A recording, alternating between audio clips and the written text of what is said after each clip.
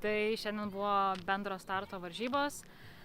Tai mano strategija buvo nuo pat pradžių nespausti, važiuoti atsargiau, stebėti, kaip išsiskaido merginos. Tai važiavau su Irmante ir Gabrielė.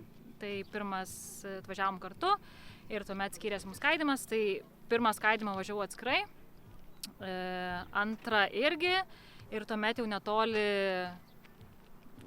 žemėlapio vertimo mane pasivijo Irmante. Ten ir dariau didelę gana klaidą, kur kartu ieškojom punkto. Na, o paskui Irmante nuvažiavo, aš likau ir važiavau viena. Mačiau, kad Irmante prieki, bet jinai tikrai šiandien buvo fiziškai stipresnė negu aš. Tai teoriškai kaip ir laimėjo jinai, nes tikrai buvo stipresnė. Bet kadangi neatsižymėjo punkto, tai gavosi, kad kaip ir aš laimėjau. Tai nežinau, buvo žiauriai labai karšta. Sakau, kaip ir sakiau, dariau keletą didesnių klaidų tokių, bet visa kita, tai kaip ir viskas gerai. Vietovė buvo labai įvairi, nes buvo vietų, kur tikrai reikėjo pristabdyti, nes daug keliukų ir pasiorientuoti, tai ten labai stengiausi atsargiai viską daryti, stojau ne vieną kartą ir tikrai žiūrėjau, ar teisingai važiuoju, bet buvo vietų, kur tiesiog važiuoji vienu keliu ir spaudi kiek gali, nes tiesiog reikia važiuoti.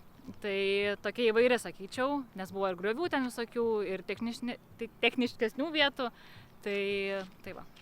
Trasą nepavyko išvengti klaidų, tokių smulkių padariau, bet aišku, ant variantų pasimoviau kitų, kur reikėjo gal apvažiuoti greitesnių variantų, o pasirinkau lėtesnius taškiukais, tai aišku, visada ta kontaktinė kova su kitais važiuovais, tai padėt greičiau važiuoti. Jeigu pasyviai nori pabėgti arba matai priekį, tai jūs pasivyti.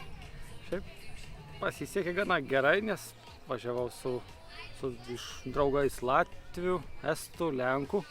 Tai pasikeisdami, tai jie pavietė, aš pasiorientuoju, tai atvirkščiai. Taip, su minimaliom klaidom tik gale prasileidau klaidų, porą padariau ir užleidau į priekį Lenką ir Latviją.